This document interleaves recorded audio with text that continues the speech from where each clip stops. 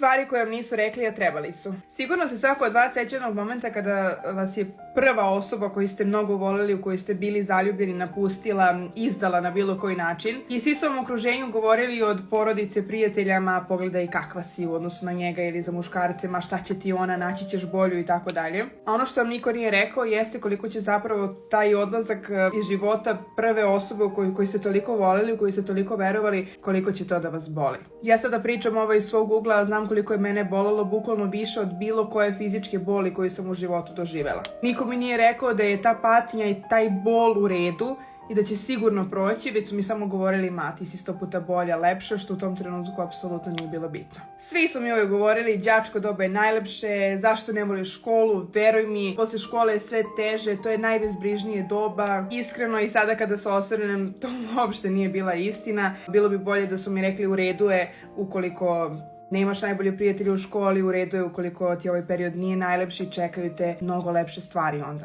A ne da su mi objašnjavali kako kada dođe posao će sve biti gore, jer to nije istina. U mom slučaju mi je sada mnogo lepše i nikad se više ne bih vraćala u školu. Iako sam bila 5.00 đak, imala uvek najbolje ocene i išla na takmičenje. Znači to apsolutno nema veze sa tim. Znate ono kada oko čega god da plačete, šta god da vas je povredilo, svi vam uvek kažu nemoj da plačeš, ma ne plači, grlava si, to vam ponavljaju. Umesto da mi neko rekao, sedi, isplači se, izbaci sve iz sebe, plači dok više ne budeš mogla da plačeš. Jer na taj način zaista kroz te suze zapravo izbacujete sav taj stres, tu bol i bude vam posle mnogo lakše i ne treba da prestanete da plačete, da sebe terate da prestanete da plačete, nego kada sve isplačete, onda je mnogo lakše. Znate ono kako ljudi obično govore, nemoj da se svađaš, ne zatvori dupetom vrata, ko zna kad će ti neko trebati, to uopšte nije istina. Svaki put kad u životu ostanete nedorečeni i ne kažete sve što ste imali nekome ko vas je povredio ili vam naneo neko zlo ili bilo šta, vi zapravo u sebi samo to čuvate, držite. Sa nekim ljudima treba da završite za ceo život.